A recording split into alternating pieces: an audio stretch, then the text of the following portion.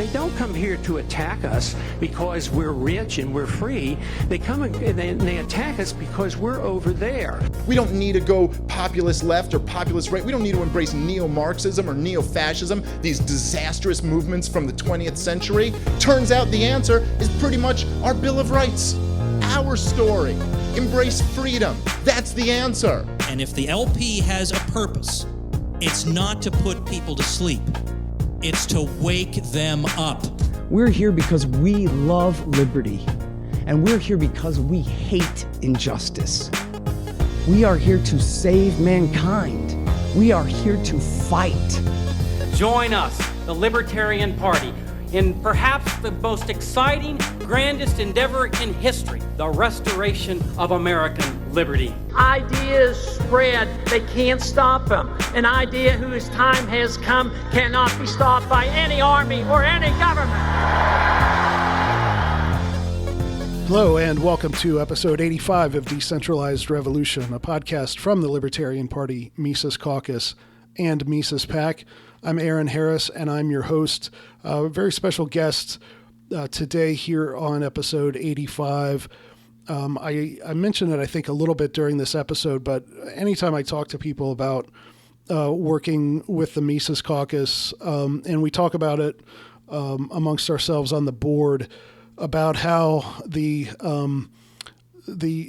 regular Mises Caucus members are really what makes this organization go, because Michael Heiss started this thing with a Facebook post about 5 years ago, and no one works harder than Mike and Jeff and Luke and David and all those guys. But if it was just 4 or 5 guys doing this, we wouldn't have accomplished what we'd accomplished. And if it was just people sitting around waiting on orders and ideas from, whoever is so, higher up the food chain or whatever, we wouldn't have got anywhere. So like the whole decentralized revolution stuff, that's why we named the podcast after that idea, is something that we actually practice. We get ideas from people who, rather than coming and saying, hey, will you hire me to do some work for the Mises Caucus? People do some work and then bring it and say, hey, do you guys want to use this? And there's many examples of that on a small and a large scale. And my guest today, Dan Smotz, is one of the more visible examples of that, simply because he's in a visual medium and because he makes such great work that people want to watch it. He hosts a podcast called The System is Down, which you're going to want to check out. And you're also going to want to go over to decentralizedrevolution.com/85 to check out some of the links to some of the videos that Dan has done for the Mises Caucus. The first one that really got my attention was Mises Caucus Takes Porkfest 2021, which really highlights, not only there's so many great things about that video. One, it's just the initiative of somebody bringing creative energy to the table. But also what Dan is highlighting is the culture that we're trying to promote with the Mises Caucus of, decentralized, do your own thing according to the general, playbook, but write your own plays, run your own plays, and do what you do good. That's what Dr. Paul says all the time. It's like, hey, don't everybody figure out how you can run for Congress. If you're a musician, pick up your guitar and write a song. If you're a videographer like Dan, make some videos. If you're, a good at talking to people, go door to door, whatever. So Dan highlights just kind of the positive culture of different people getting together around something we love that is also, happens to be just a very noble cause. So check out that video at decentralizedrevolution.com/85. And a couple of other ones one's called The Takeover, which was a pre-Reno hype reel, I would call it, which was really great and motivating for all of us heading into the convention. And then, of course, at the convention, probably my favorite for many reasons, and we talk about it a little bit in this episode, is a video called The Revolution Continues. And to be able to see that premiered, in the same room with Tom Woods and Zuby and Maj and Scott Horton and of course Dave Smith and Dr. Paul himself, was just a great moment for those of us who've been working on this for a long time. About, I don't know how many were in the room, at least 600 or 700, I think maybe a little more. So if you were there, it's a great moment. Go relive that moment at decentralizedrevolution.com/85 and enjoy getting to know a little more about Dan Smotz. I'm glad to have you on the show. It has been a while that I have been seeing your work, being on the board of the Mises Caucus. We have so many talented people who are just taking it upon themselves to produce all kinds of great content and to organize and do stuff. And it's like, hey, do you see this new person who's doing this stuff? And so I think more than a year ago, you kind of came onto came onto my radar through the videos that you make. So talk about kind of how you made it into the Mises Caucus orbit. Where'd you start from in your liberty journey, and how'd you end up where you are now? Sure. Yeah, I got into libertarianism I started paying attention. I always say Donald Trump made me a libertarian because I actually wasn't really paying attention to politics at all until Donald Trump was in the running, and then I realized, oh, I'm not what I was raised to be, this red-blooded Republican. Not that Donald Trump's the most Republican, but that's another story. But I started paying attention because of him, and then I was like, yeah, I enjoy the entertainment value of it, but I'm not going that way. I don't agree with him on a lot of things. So I started watching all the Republican debates, and then I started watching all the Democrat debates. I'm like, well, I'm definitely not that either. And then I started digging into, a couple of the other options, and I watched some Green Party a little bit, not much. It didn't take long to figure that one out, but then I watched some libertarian debates, and I always say, I got into libertarianism. Like, people make fun of the Daryl Perry moment of toast. What's next? License to make toast in your own damn toaster and stuff like that. And them booing about the driver's licenses. Yeah. Crazy moments in libertarian history that the outside people will scoff at, but I'm just like, these people are crazy, and I think they're kind of onto something here. I was there for the ridiculousness of it, but yeah, I got into some of that and started covering it, listening to people like Mark Clare and Lions of Liberty guys that I'm friends with now, Jason Stapleton, stuff like that. And I, started working on the Vermin Supreme campaign very randomly, just because I showed up at the Illinois convention and met Vermin there, and I really liked the answers that he was given to the debate stuff. I was familiar with his shtick, but he was given some really solid answers, I felt like, in the debates. And it was fun while it lasted. I don't agree with him on a lot these days, it seems like, but that's perfectly fine. But yeah, long drama short, we can get into it however much you want, but that ended. I started looking into some of those people were attacking, and I was like, what's what's wrong with Ron Paul? What's wrong with Dave Smith? What's wrong with Eric July? What's wrong with these people?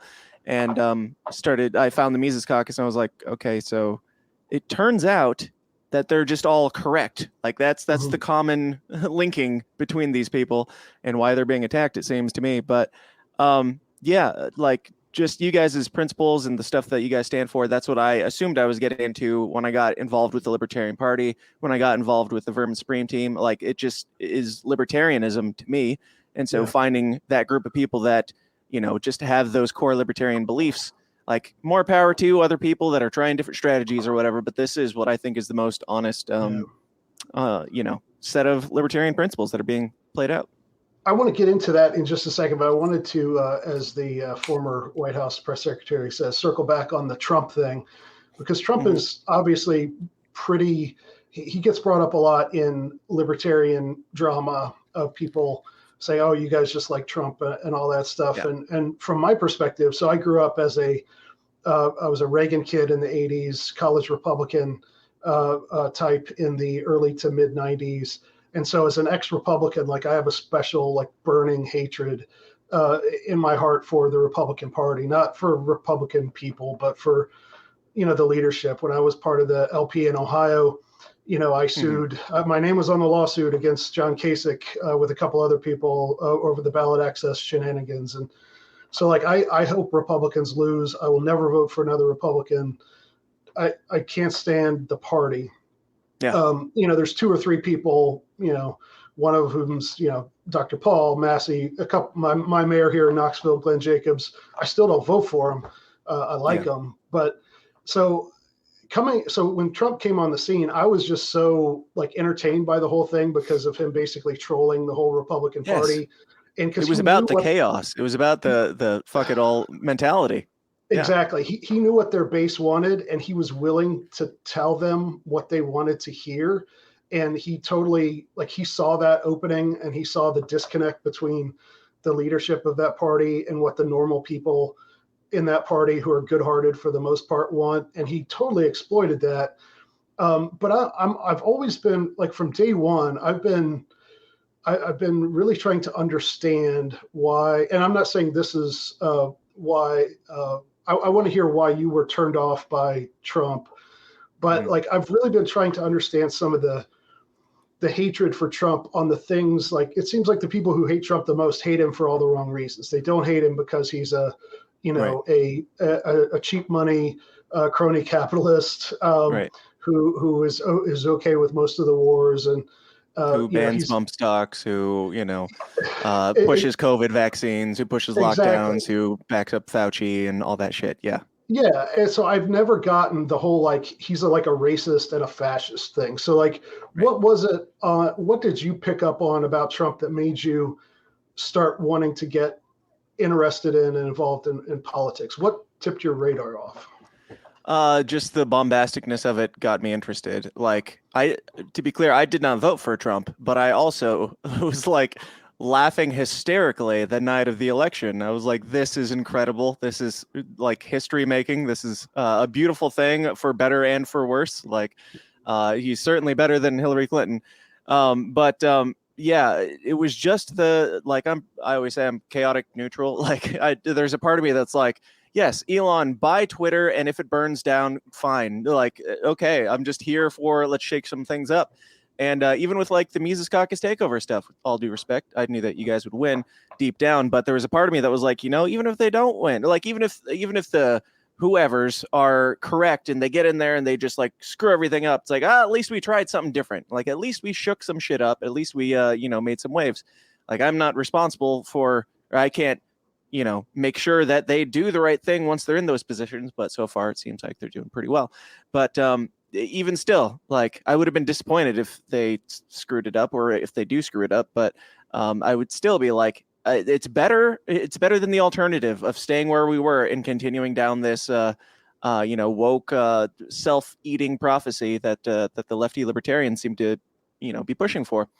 I don't remember what your question was. Something about Trump. just kind of what was it about Trump that made you kind of, want to get involved and start looking at things? So it doesn't sound like you were a Trump derangement syndrome guy. It sounds like you no, not at all. Were the opposite. You kind of knew that this was basically the trolling aspect of this thing and just the entertainment value.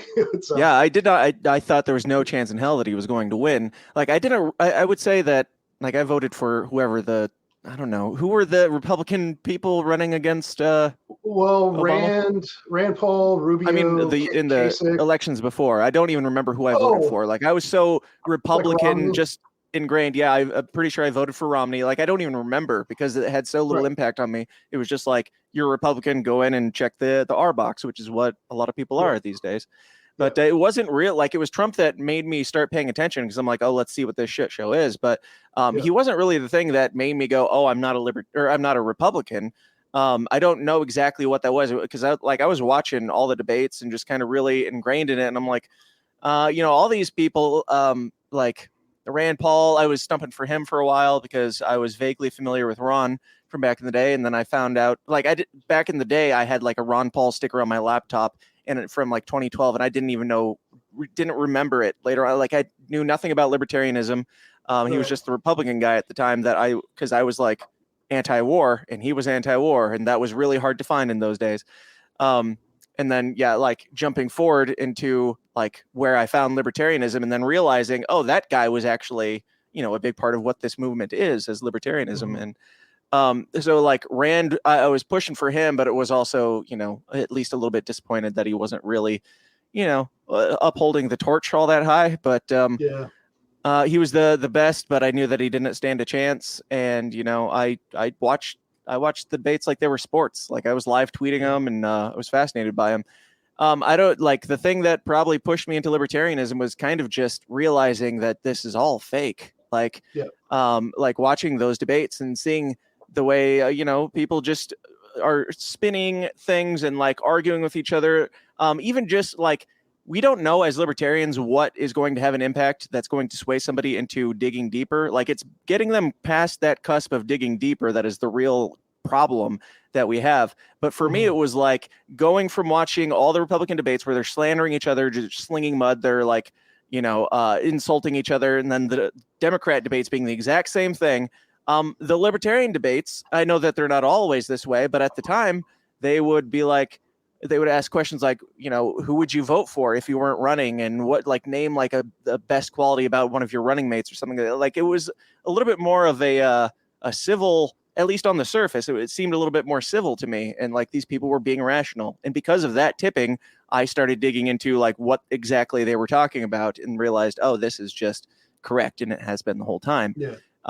And I know that there's a lot below the surface because like I was pushing simultaneously for like John McAfee, Gary Johnson, and Austin Peterson. I'm just like, hey, let's do this thing. I don't care who it is. These are libertarians, and I'm digging, like I'm picking up what they're putting down. And then hearing about some of the drama between like Gary Johnson and Austin Peterson behind the scenes was like disappointing later on, but I was already too deep into it by that point to turn back, I suppose. I never heard specifically what was the beef between those two. Oh, I was following it pretty closely at the time, but I know that like the main thing that I remember is after Gary Johnson got the nomination, allegedly Austin Peterson gave him his like flintlock pistol like replica or something, and Gary Johnson threw it in the trash. Yeah. Okay. Yeah. I could. Yeah. Childish political things. Yeah.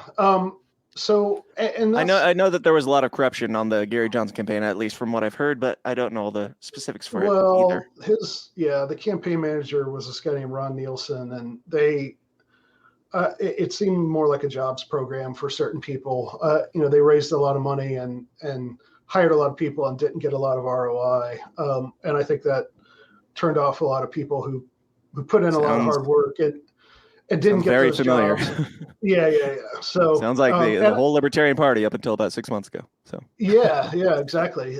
It's funny that the people who accuse, people like Josh Smith and Mike Heiss and all that of like being grifters and stuff. It's like, right. They're the people who are like working at jobs and making money for stuff that they don't seem to really believe. And it's amazing. But one thing about most libertarians that you actually touched on that I really like, even libertarians that like I don't necessarily like personally, or who may be kind of the wokey lefty type libertarians, which I like a lot of lefty libertarians, but me too. Even almost all libertarians, even ones that I don't really like, we all have a good quality of like, we actually care about what's right.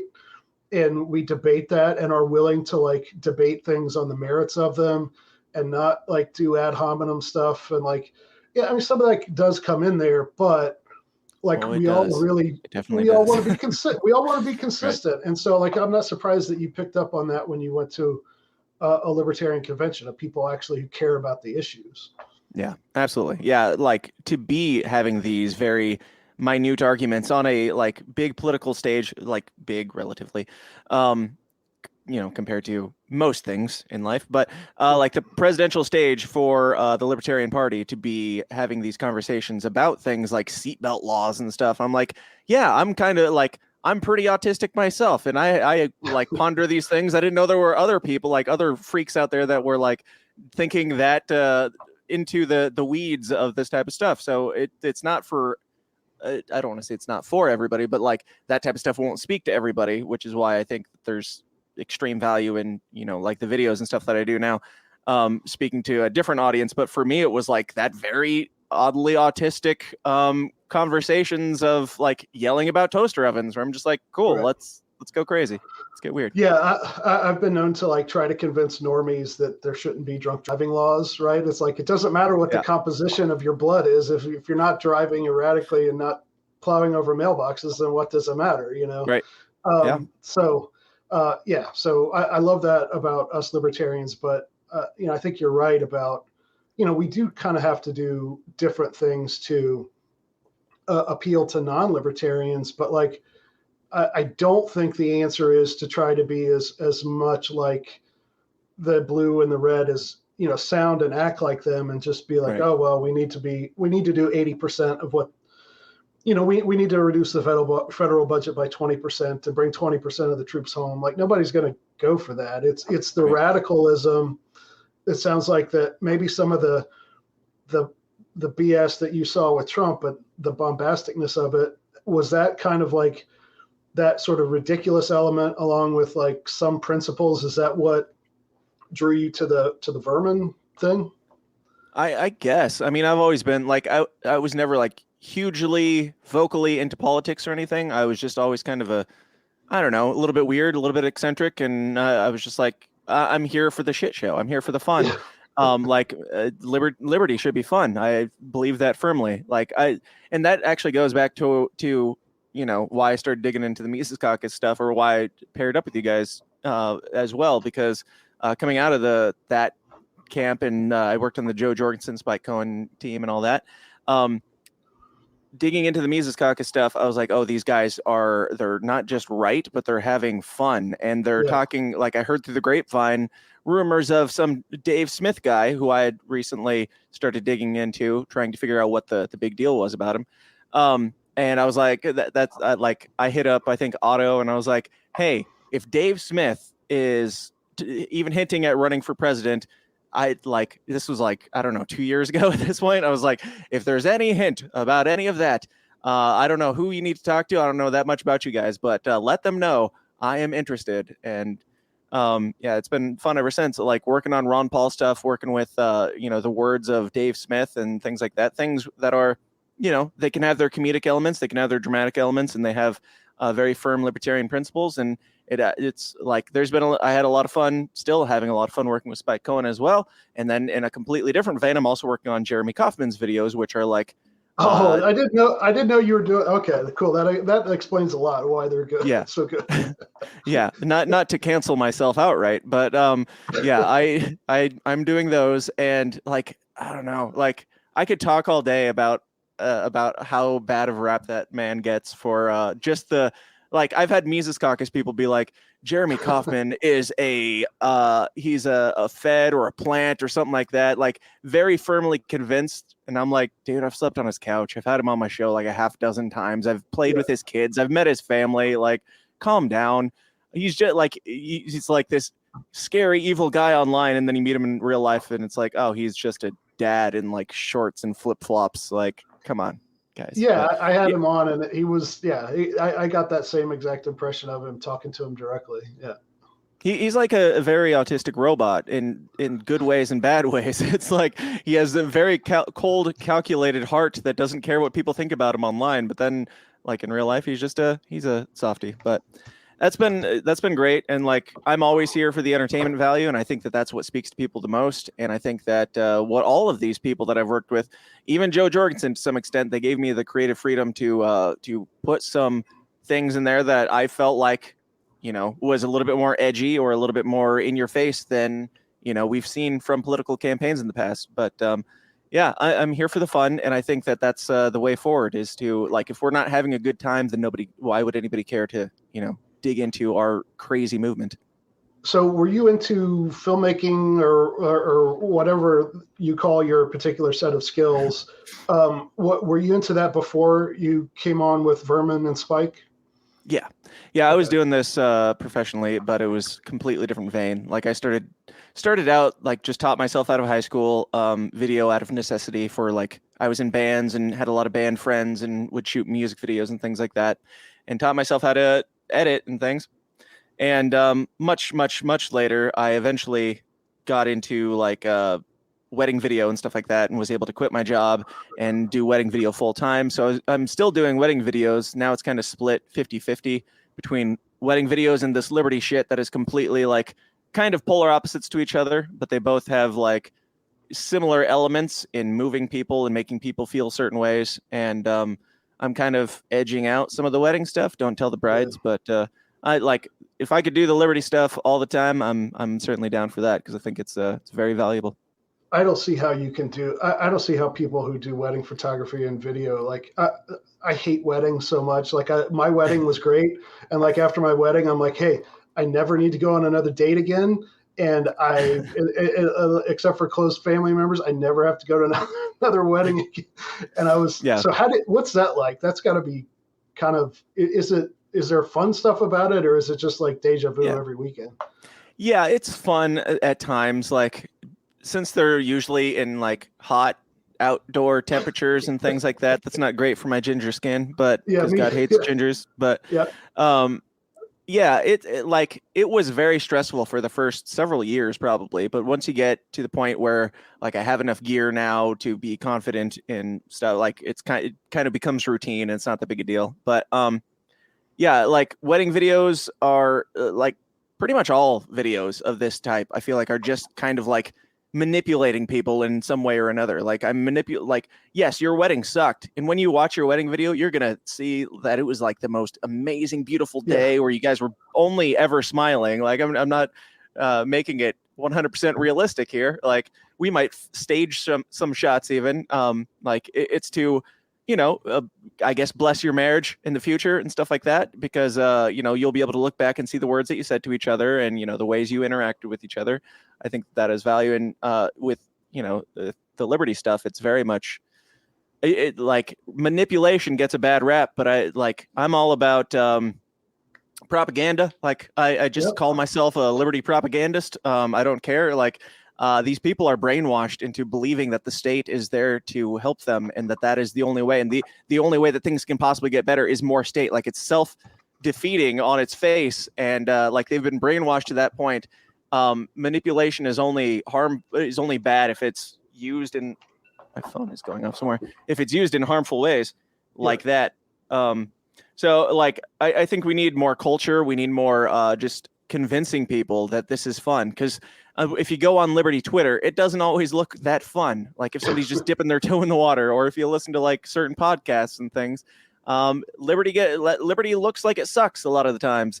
And rather than digging deep into like, something that somebody said on Twitter 25 years ago, I know that's an exaggeration because Twitter is not that old. Right. But rather than like, spending your time on that, how about you just go make something and then like be a libertarian while you're doing it? And then people will, it's almost like, faith and religion and stuff. Like Christians talk about the same ideas of like just living out your design, what you were created to be. That is going to, that's going to speak to people, and they're going to wonder what's different about you, I suppose. And, I think you win over more people by building culture and, propagandizing to the extent that you're showing them like this stuff is fun and that stuff over there is evil, and you decide.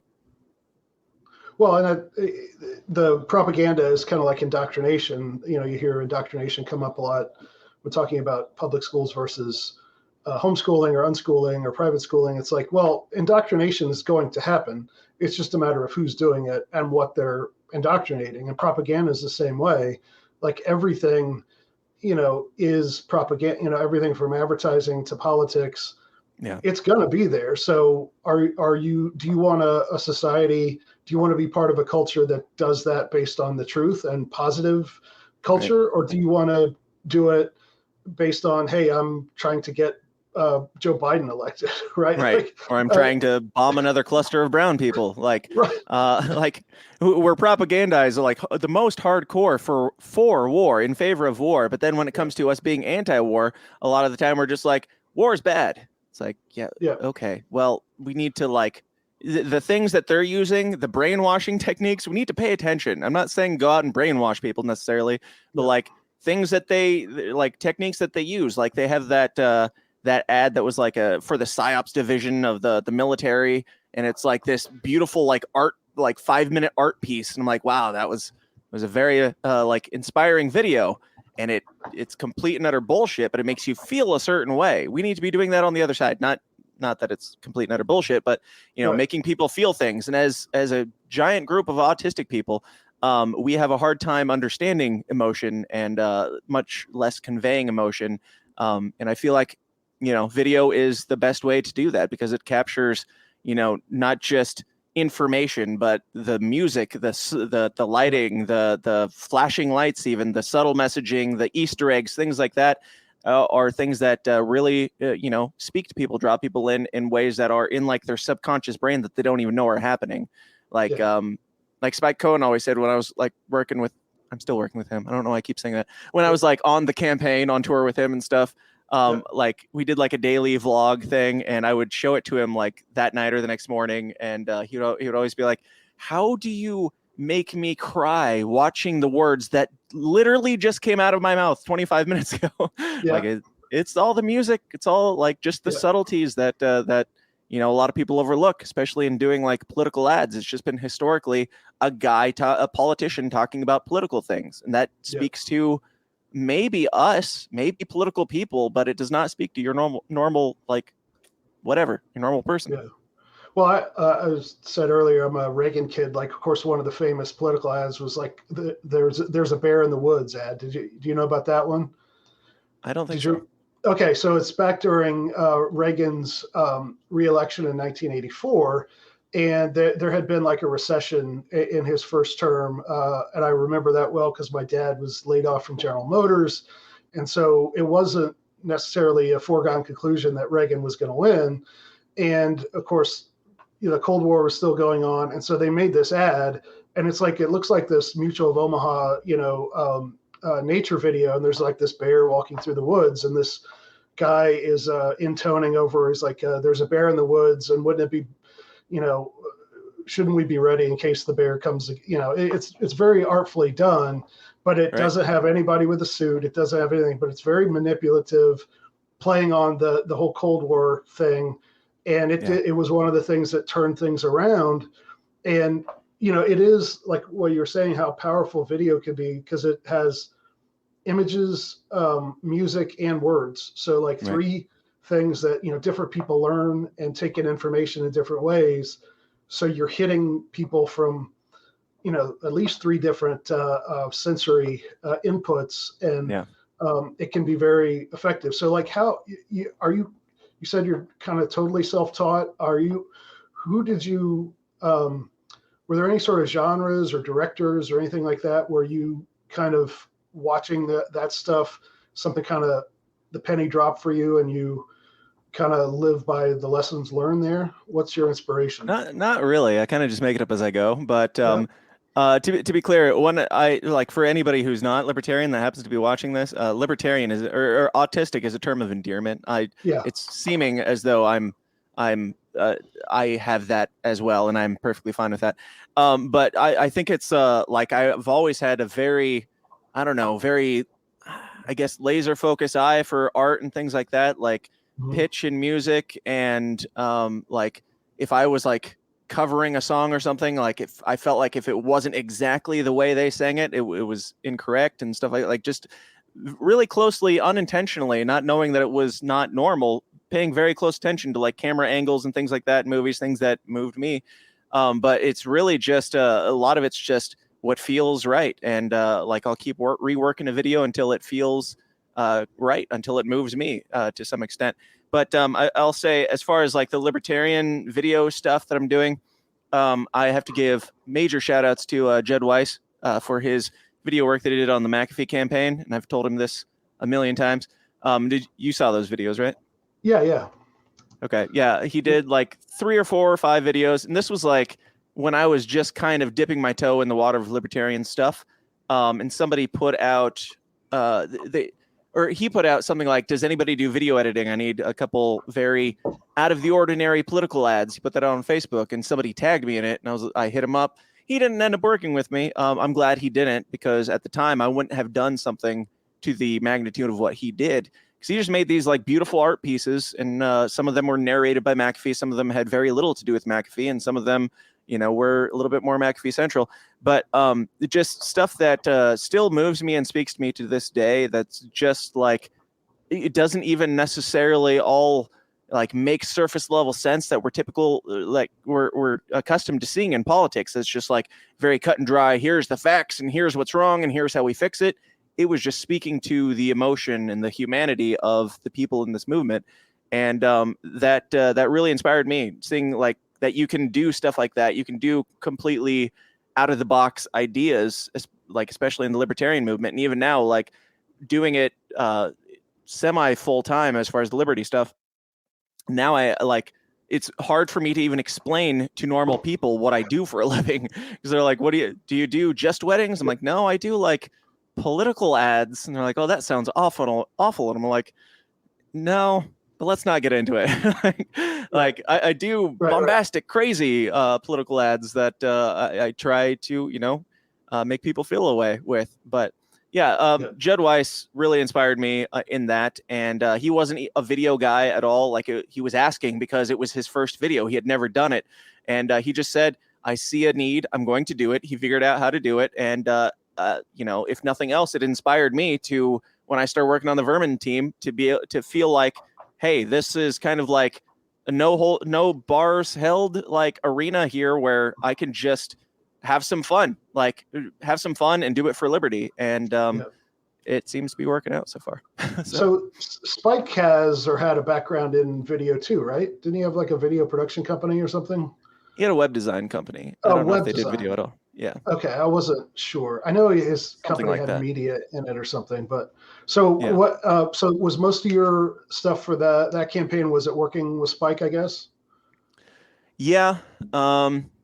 You mean with the Jorgensen campaign? Oh, with well, that and with Vermin, right? Because Spike was Vermin's... Actually, yeah, I always liked Spike. From the beginning, I didn't know him that well until the very, like, right up toward the end of where, like, Vermin and Spike were running together. I got in because of Vermin and was working pretty directly with Vermin and Desiree and those people. Which I loved the way they operated. It was very decentralized. It was like, I would send them a video and be like, here, I made something cool. And they'd be like, put it out. Like there was no, you know, all the stuff that has bogged down the LP for so many years. They were on it. Like they were just like, if it's good, put it out. We'll pick up the pieces later if we have to, but this is how, you know, society works now, or at least the internet works. I got involved with Spike toward the end of it because it was looking like he was going to get it and Vermin wasn't, which is what happened. I did like a video or two with Spike that were exclusively Spike during that campaign, and then moving into the Jorgensen campaign. Spike brought me in to work with them, and it had its ups and downs as well. But it's been, Spike's carried me along ever since through the Jorgensen stuff, which got me a lot of exposure, and eventually, whether he likes it or not, led to you guys. Yeah. So I'm just kidding. He loves the Mises Caucus. No, I know. Yeah, I don't have a bad word to say about Spike. So I struggling for a way to ask this question without like trying to be mean about it or whatever. But be mean, it's fine. Well, I guess so. Like both with like Gary Johnson and Joe Jorgensen, especially Gary Johnson in I guess 2012. Yeah. Like I would see Gary on his campaign stops in Ohio and like talking to a high school or something like that, and he was excellent, right? So sometimes he seemed like very engaged and came. You know, he wasn't like Murray Rothbard, but he was like, or Ron Paul, but he was good. Good like enough. He was really good, and like the fact that he had a resume, and he did kind of seem passionate about it. Like he never seemed like super into, you know, philosophy and stuff like that, which in some way it can be, you know, that can maybe turn off some libertarians, but that can be a plus for regular people.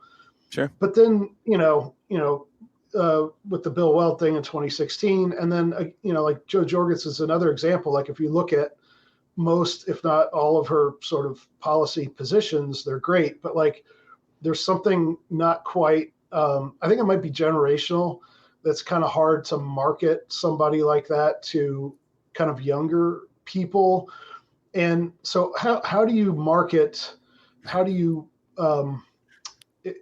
let's put it this way: it must be easier to. Is it easier to make content around somebody who is personally inspiring, or is it enough to just have the ideas and the goal in mind? Like, is it easier working with some candidates and personalities creatively as far as inspiration goes? Yeah. Yeah, of course. Nothing like, too much against any of those other people, but like I've said multiple times, like I love Vermin Supreme as a human. I disagree with him on some things, but my job there, I knew my job there was to make this boot wearing guy who's had 30 years of running for office into like a legitimate option, to make him into something cool that a new audience would get. I knew that was my role, and I feel like I did that pretty well. And then with Joe Jorgensen, my role was take this grandma, no offense, Joe, on that at least, and make her look cool. And that was a little bit tougher even than making Vermin Supreme look cool. But I mean, it is incredibly refreshing. More power to everybody else. Do your own thing, whatever, it's fine. And I'll work with you. I would work with any of them again if they, if we had a talk, at least. I don't hold any ill will, but like working with Dave Smith, working with Spike Cohen, working with, especially, I get to work with like Ron Paul's words now. And yes, even Jeremy Kauffman doing something crazy and different, but being very principled.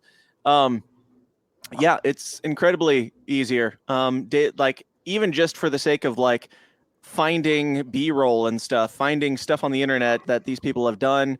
Like I've worked with some candidates or they've like asked me to do video work for them. And it's like, well, do you have any video of yourself? Are you going to bring me out? How are we going to do this? Like most candidates don't just have shots of them doing things or having conversations or being in debates and stuff like that. So it makes it a lot harder. Having people like Dave Smith, Ron Paul, Spike Cohen, who like have long track record, long history. I've been with them at festivals and stuff like that. Like the more content I have of you, the much easier it is. And if that content is you saying spicy and true and relevant things, of course, it makes my job 1,000 times easier than if I'm trying to make your stuff sound spicy and relevant and true. So, yeah, we had Dennis Pratt on the show a couple of episodes ago, and he brought up the Mises Caucus takes PorcFest video, which was really great. So like, to me, that's a great example of what you've been talking about is, the culture where we have something we believe in, we have a positive culture, we're getting along, we have fun, we don't have, I've always, from day one coming on with the Mises Caucus, I've been just like flabbergasted at the lack of drama and like, people are honest and don't, stab each other in the back and stuff. It's really great.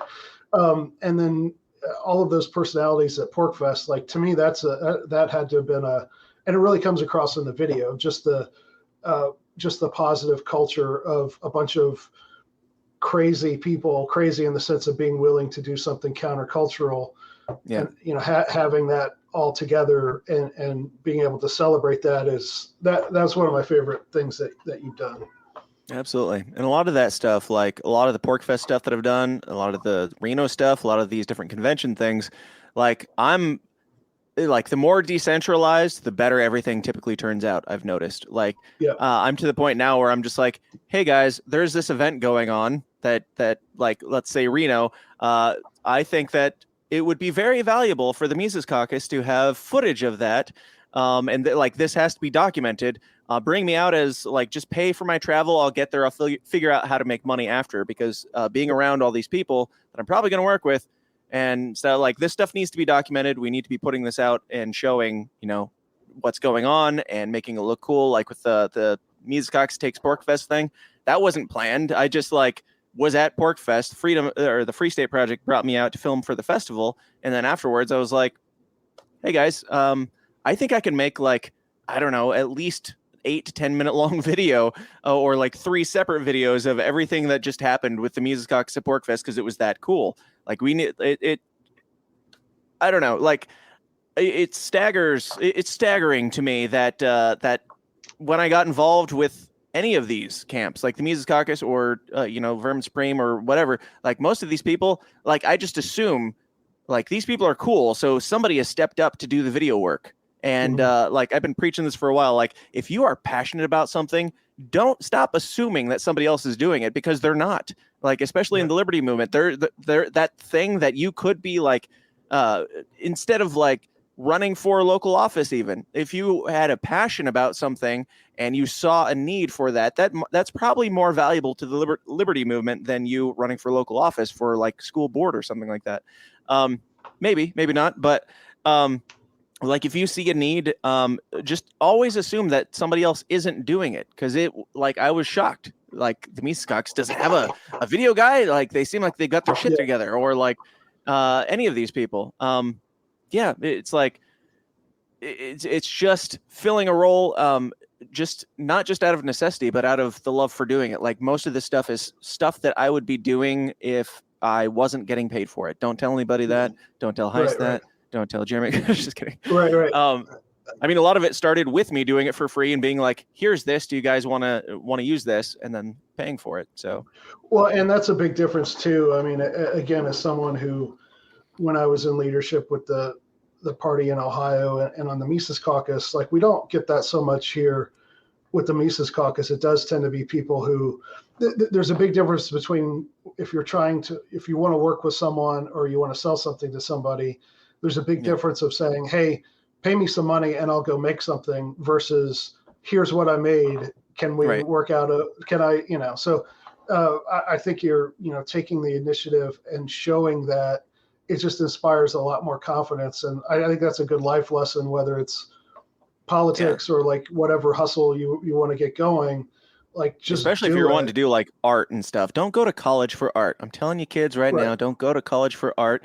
I have a lot of friends who did. They're currently working for like John Deere and machine parts and stuff like that. Like they're working in shops. Like just if you're passionate about art, go make the art. And then like I got involved in doing art for the Liberty Movement because I was listening to the Lions Liberty podcast in the early days, and I just started making like memes and shirt designs and just posting it in their Facebook feed or whatever in their group.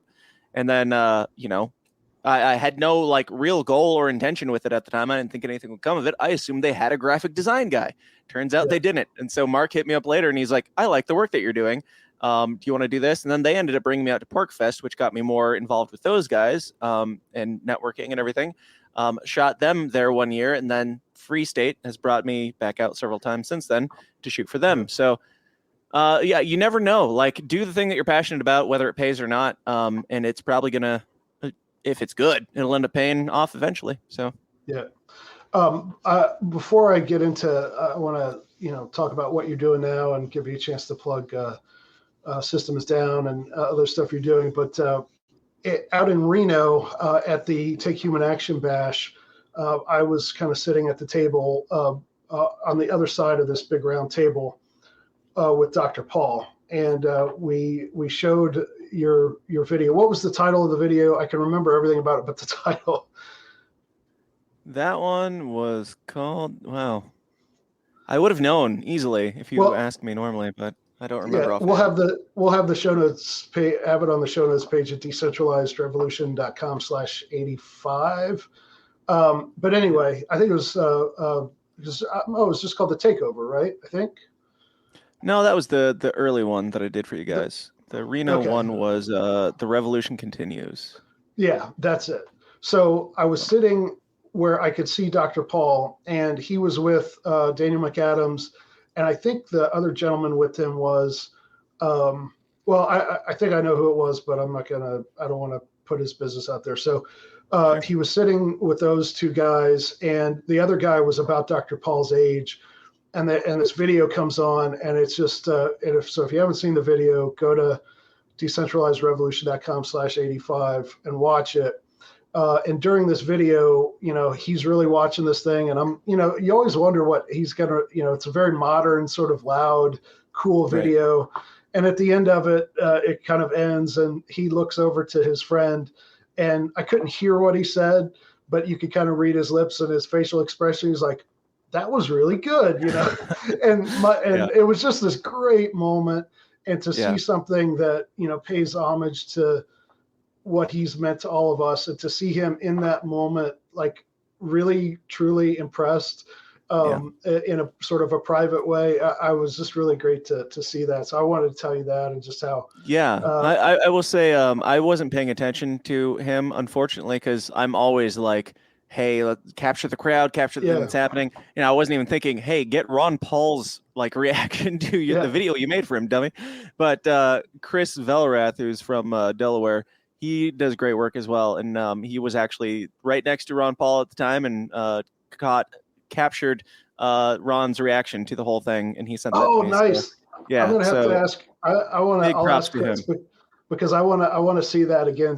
I want to have that in my hard drive as well as my my memory banks. I mean, he's old, and he seems like he's kind of zoning in and out just a little bit, but he's still there, and he seems tired. But then there's the point where they both say the same thing at the same time. You can kind of see his eyes light up, and then he gets a little bit more excited, and I'm like, oh, that really touches a nerve, because again, this all started with me not having any idea what libertarianism was, and being spoken to by Ron Paul enough for me to put a sticker on my computer and completely forget about it for 8 years, and to have it come this full circle is pretty amazing. Yeah, it was funny that night. As I'm sitting there listening to him talk, and I think he went for like 45 minutes. He talked, and he's talking, and every once in a while, for like half a sentence, you would think that he's like drifting off into not really, away from the point.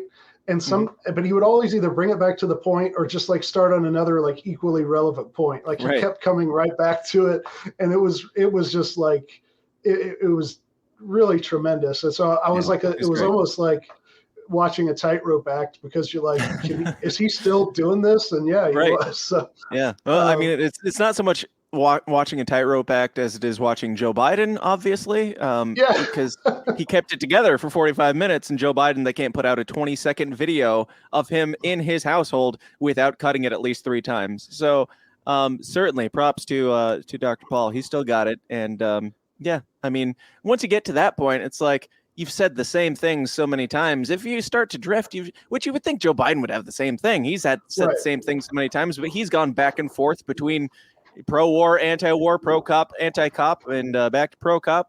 That's the difference between the two. Is one is old and has been honest the entire fucking time. So it's easy for him to go, hey, I can just say a thing I normally say, and it'll still be true because I didn't change my opinion 25 times for political expedience. So, yeah. If you're a liar, you have to have a great memory, and once the memory starts to go, you start. That's really showing these days. Yes. So I want your professional opinion on something. I forget exactly which video it was, but it was about 2 weeks ago.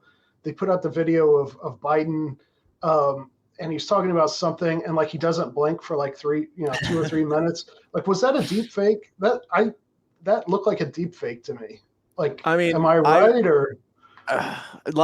I covered this on my show quite extensively with, I think it was the one with Reed Coverdale 2 weeks ago. But it's like, if you told me, if somebody said I had the evidence and I can prove that this is deep fake, I'd be like, I don't need the evidence. I believe you already. Right. If somebody told me it was true, I'd believe it's true. I don't necessarily think it's true, but there's definitely something going on.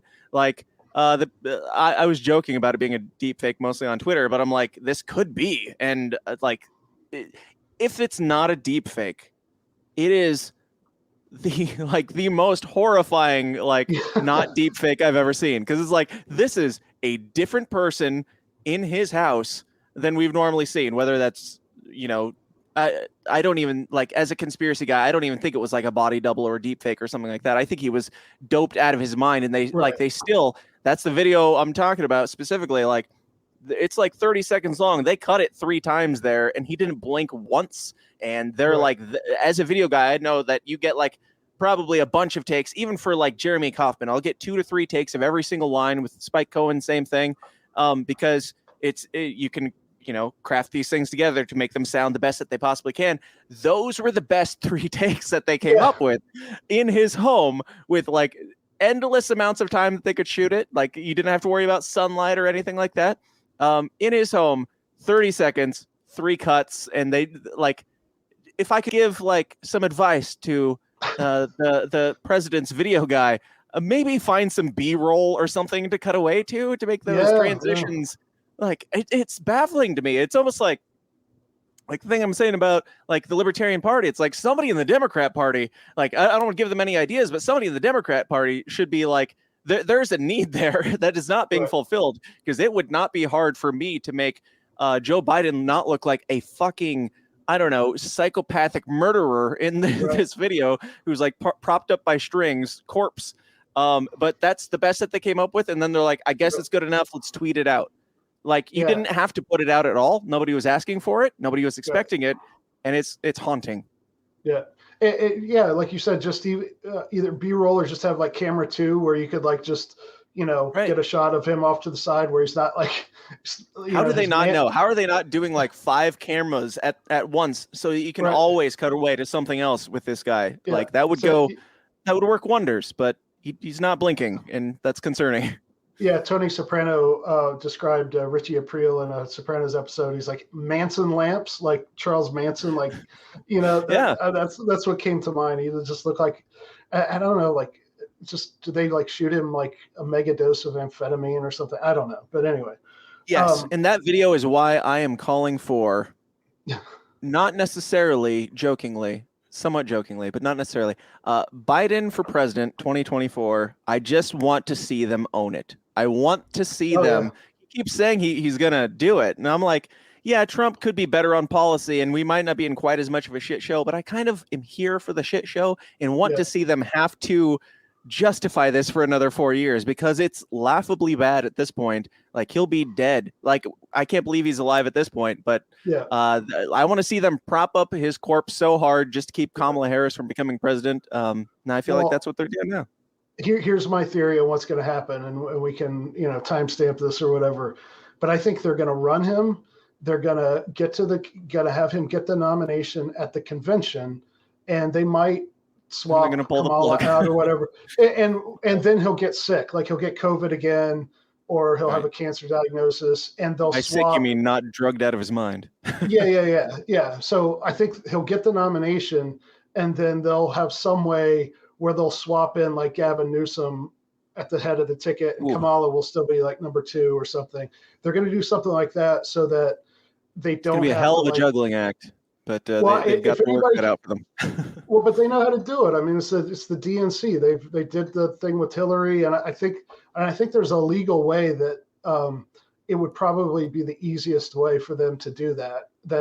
I think normally the party, if a candidate for the election like dies before the election, I think that person's party can just like name a replacement, and I don't think it's got. There's any law that says it would have to be whoever's got nominated for vice president. So really? that's my opinion. I'll research that, but I'm pretty sure I'm right on that.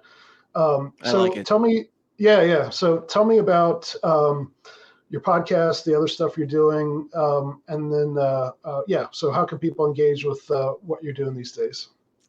Yeah, I've got a podcast called The System Is Down, which started out like talking about conspiracies, politics, religion, still kind of is that, just all the taboo topics, because taboo wasn't terrorism back in the day.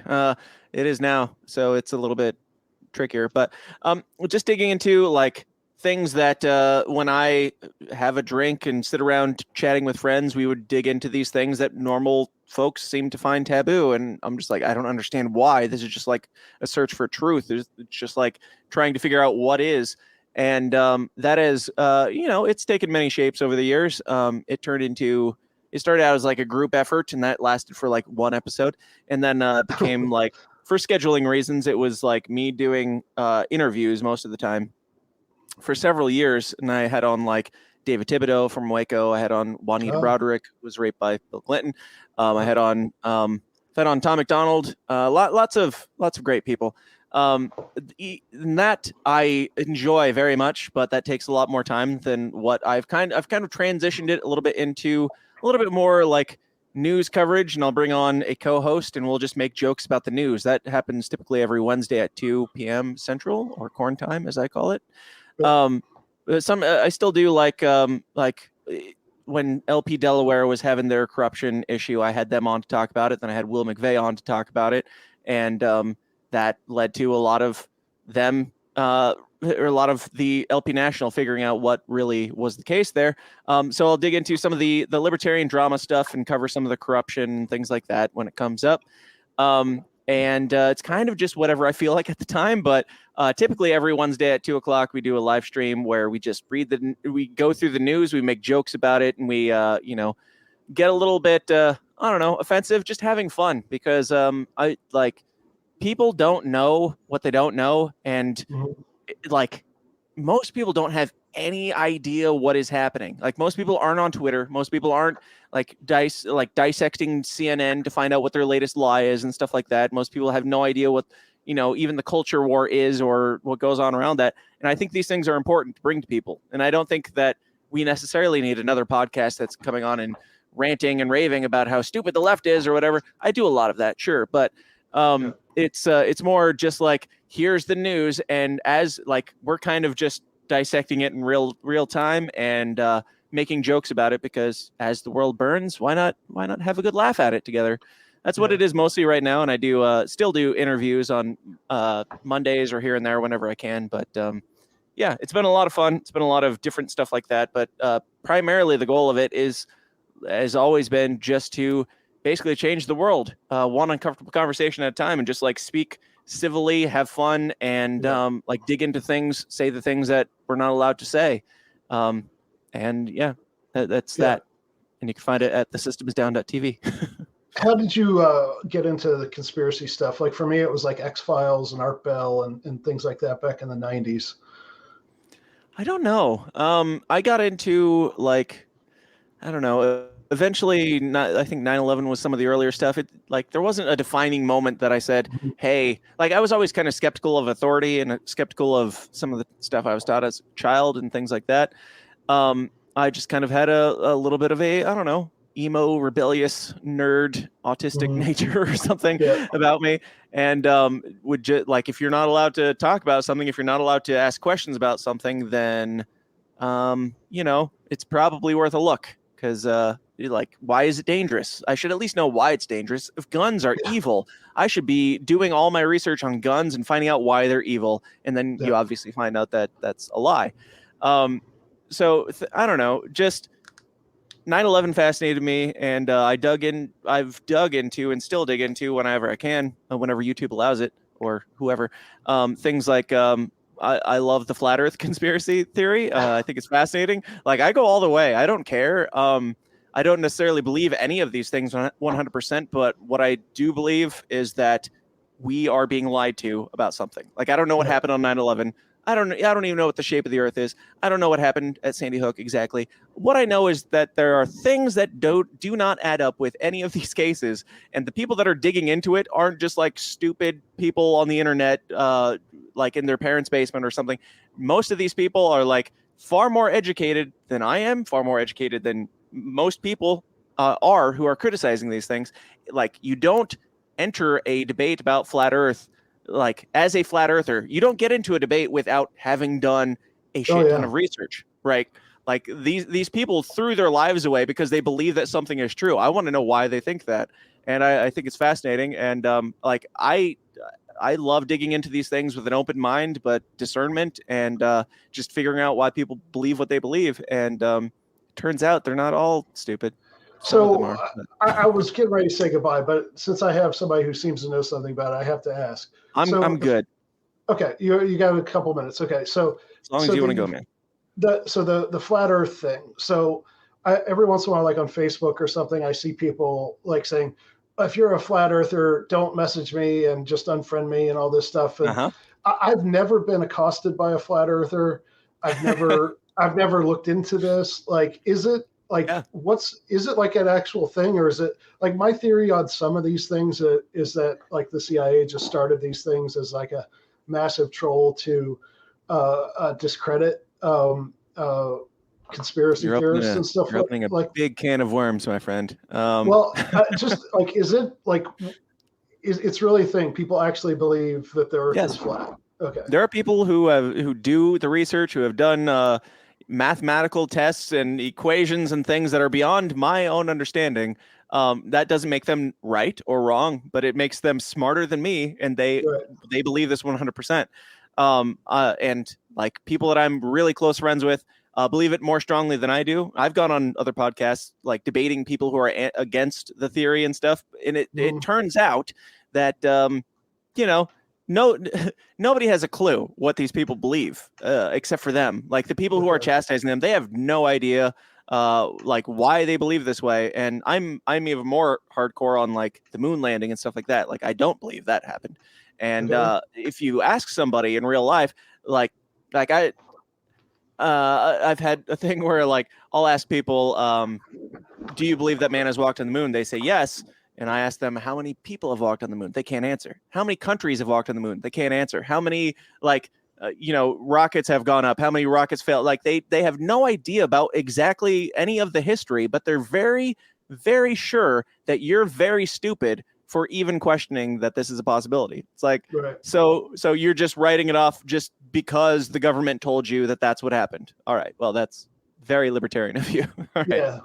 So what's the purported reason that the people who want us to think the Earth is round, what would a flat earther say is the point of having this having the human race hoodwinked over this? What's the motive of the people pushing the round Earth falsehood? How long of an answer do you want? Because that's like a whole episode in and of itself. Well, I guess I just want to know because I have zero idea. Maybe we could talk about this another time or something, but like I just kind of want to know like the elevator pitch. Like sure. If you're trying to convince me, I'm a libertarian and I'm willing to believe the government does horrible things.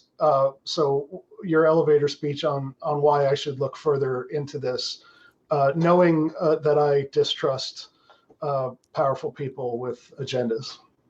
So the short answer, like there's a lot of different versions of the theory. There's like most versions seem to involve like believing in a creator of some sort or God. And there are some others that are like, oh, aliens did this, or oh, we're in a terrarium or something like that. But I think the very, very, very abridged version of it is that why would they want to keep that from you?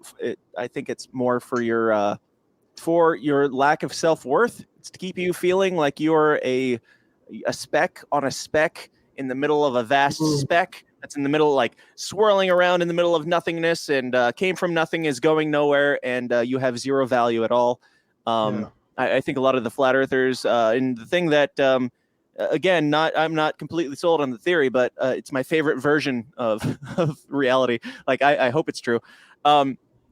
Like, if you are the focus, if you are the thing that was created on this plane of existence, and you are there within this creation, you have more value. You are kind of the center of the universe, which, libertarians, we already know that we're the center of the universe anyway, so it's not that far of a stretch. But basically, I guess the idea is the powers that be want to keep it a secret because of keeping you down, like the same reason they do all these other things, keeping you docile, because you're not going to get anywhere. You're on a ball in the middle of nothing, and your life doesn't matter. You don't matter. You're just carbon to be snuffed out, if at all possible. So I think it's fascinating, and again, that's the extremely abridged version that I'm not doing complete justice to, and I can point you in a lot of good directions for people who can do it better. Yeah, it does kind of make sense. I mean, like as a Christian, like I can believe that, man has a special place in the universe and that God created us, and there's this, there is a point, and I can also believe that he created a limitless, expanse beyond this terrarium and all that. But I think you're right that kind of the education establishment and just everything of wanting to, especially of the last 100 years or since World War II, is like, it's the Big Bang and it's all random. So it doesn't really matter anyway. So you Right. might as well just obey us and eat bugs. And Absolutely. It's becoming more real every day. Yeah. Yeah. And for me, it's mostly about like, I don't know, just not writing people off. Like to me, anything that is equated with stupid, like, oh, you think that? Well, you must think the earth is flat. Or, oh, you think that? I bet you think the man hasn't walked on the moon. Like these things that are just equated with idiocy. Mhm. I think that there's probably something to them more than we give them credit for. And there might even be a reason why they're equated to idiocy, because they might, I don't know, have a lot of important value in our lives. Well, and I think it is pretty well documented that the whole term conspiracy theory was invented by the CIA to discredit people who found out about certain things like MK Ultra and all that stuff. Like, so that's the thing, is that it's unfortunate, and that's again circling back to what's precious about libertarians, even the ones that I don't personally like, is like that we're willing to, A, we want to get at the truth, so B, we're willing to question things and be thought of as crazy by other people who, I think you were actually on this tweet, or maybe not. I saw something you tweeted today or something, but I engaged with something some teachers union thug was talking about, and basically I was like, yeah, I mean, teachers unions exist to restrict the supply, and it would be better if people just got their tax money back to do homeschooling and private schooling. Right. And but for us to be able to say things like that, it takes, and again, we do have not all desirable qualities, but it takes, I mean, that's what being red pilled is about, right? To be willing to say something that seems so outrageous to somebody else in an effort to try to wake them up. Right. It's been crazy to me getting into the libertarianism stuff. Like I strayed away from the conspiracy stuff for a while. Like while some of the woke stuff was going on, I was just like, oh, maybe I'm wrong about this stuff. Maybe I'm crazy, whatever. And then I was like, oh, actually, no, these people just have no idea about any of this stuff that I've been digging into for years. Like that was crazy to me. But it's been crazy, like going to like libertarian events and stuff like that. Or like having people on my show and things, and realizing that these people that are scared of being like, I don't know, like as a libertarian, especially as like an anarcho-capitalist or a small government in any way, it's like you're afraid to be called a conspiracy theorist because you think that equates to like that'll make you lose your reputation, or that'll make you like uncredible to like mainstream. It's like we believe in small government. That's enough. We're already there. We're already on the list. We're already Alex Joneses. We're going to suffer the same fate if we continue down this path. Like, do you want to continue down that path while kind of like calling people that could be in your like involved in your movement, calling them stupid for thinking that man hasn't walked on the moon? Or would you rather like be like, I don't care if man's walked on the moon, you're for liberty stuff, like we're both in this together, we're both like the outcasts of society, and if we can agree on anything, like it should be that the government is hiding shit. And for like, I'm not asking all libertarians to like embrace conspiracy theories or whatever. I'm just at like, if you don't trust the government, I'm just asking you to trust them a little bit less. Like if you think that they're lying to you now about like very mundane things in everyday life, why do you think that they haven't lied to you about all the rest of this shit? So at least figure out why, like listen to people and figure out why they believe what they believe, because they might be right. No matter how crazy it sounds to you right now, they've done their research if they're willing to stake their claim on that craziness. So listen to them. Is Jeffrey Epstein still alive? I don't know. I don't know if he has any value to them alive, but I have no reason to think that he's dead either. All I know is that he's out of the picture. And again, this isn't like in all of the conspiracy stuff I always come back to. I have no idea. I'm not going to say anything definitively because I don't know. But what I do know is that the mainstream narrative is complete and utter bullshit. And all you have to do is accept that very clear fact that's driven home day in and day out, that they are complete and utter bullshit that they're feeding you. And as long as you understand that it's a lie, you know, we can debate what it may or may not be from there. But all that matters is that you're being lied to and you're being manipulated in a bad way. And that's such a hard pill for people to swallow, right? I mean, again, that goes back to the red pill, blue pill thing, is like people, it's very hard to get people to question much less, totally abandon a viewpoint of reality that gives them an identity and which they've tried to fit into their whole lives, and then to disabuse them of that notion. It's like, that's why it's so difficult. And again, to go back to like the Matrix is, at one point, I think Morpheus is telling Neo, it's like, well, you have to remember that all these people who you're trying to liberate, they don't want to hear it. They don't want to be woken up, and they will probably try to kill you if you try too hard. So that's what we're up against, I think, is to have compassion on people, want to wake them up, even though. And some people are ciphers. They'll want to go back in after they come out, even if they see the truth and know the truth. They're like, I don't want to know the truth anymore. I have a lot of friends who I was digging into conspiracy stuff with early on, and they're just like, do not talk about this stuff. Do not talk about politics. Like, COVID broke a lot of people for that. It woke a lot of people up to, like, the silver lining for me for COVID and Trump and even Biden is that it woke a lot of people up to realizing that a lot of this stuff is bullshit, and it's becoming more and more clear every day. But there's a lot of people that they just want to live their life and die. Like, that's literally all they want. They want to, and that's fine. I guess if you want to be happy, just living your life and not, my brain does not work that way, and I cannot fathom not wanting to understand these things, not wanting to dig deeper. So it's sometimes, and not just with politics, but with faith or other things. Like, sometimes you're just like, the temptation to be cipher, and like, I just want this steak, and I just want to pretend that that's all not a struggle, an actual life and death, good and evil struggle. I just want to watch baseball and play with my dog. There's a part of me that wishes that I could want that. Like, there's a part of me that wants that simplicity again, but I don't think that's even remotely an option at this point.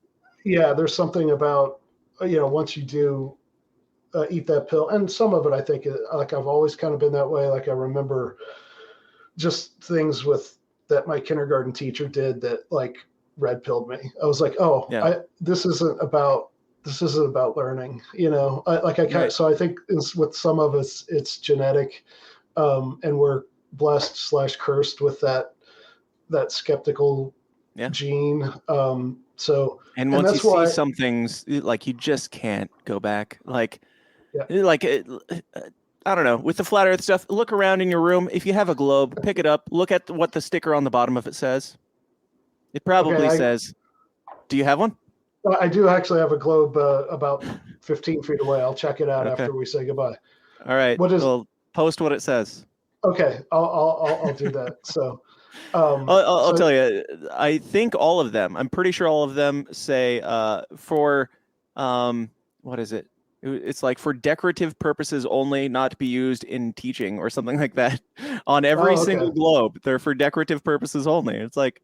Right. That's just odd. It doesn't prove anything, but why? And like with any globe, like, they have to make certain choices. Like, every globe they say, or indeed any map, like, they have to compensate for one thing. And so I think all cartographers or whatever would say, this is not an accurate representation of reality just because we can't do that. So built in, there is a little bit of, there is a difference between the map and the territory. So there's a lot of room for manipulation there. So absolutely. And again, I'm open to being like proven wrong on all this stuff. It's just like throwing out ideas and things. Like, I'm not afraid to question the stuff and actually try and figure out what is. And if I find out that I'm wrong, great. Fine. I don't like it.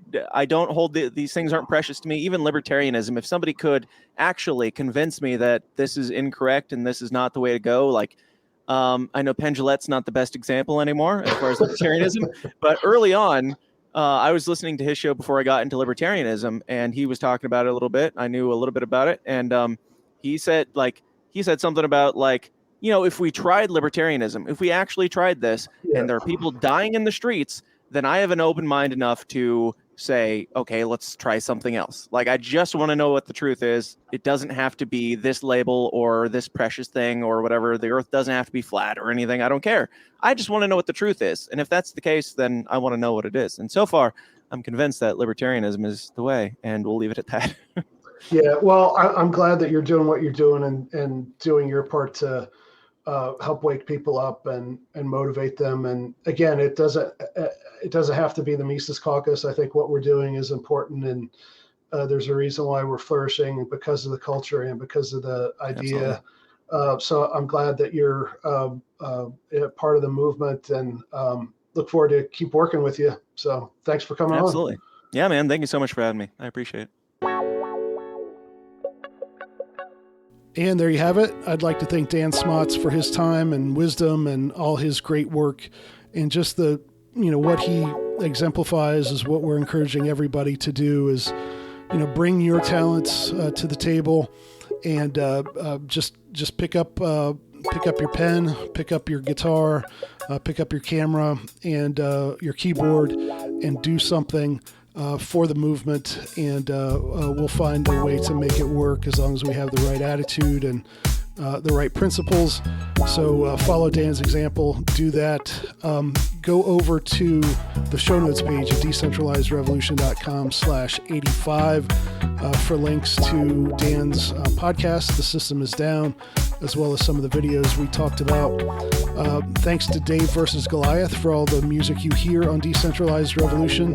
And thanks to Simon Kalpin, who has been helping me the last couple episodes as a co-producer, doing some editing and arranging and taking some work off of my hands. And so we appreciate Simon for that. And thanks to everyone who subscribes to our email list and gives to Mises PAC over at takehumanaction.com. And of course, everyone who shares, rates, reviews, and subscribes to Decentralized Revolution. Thanks for listening, and we'll see you next time.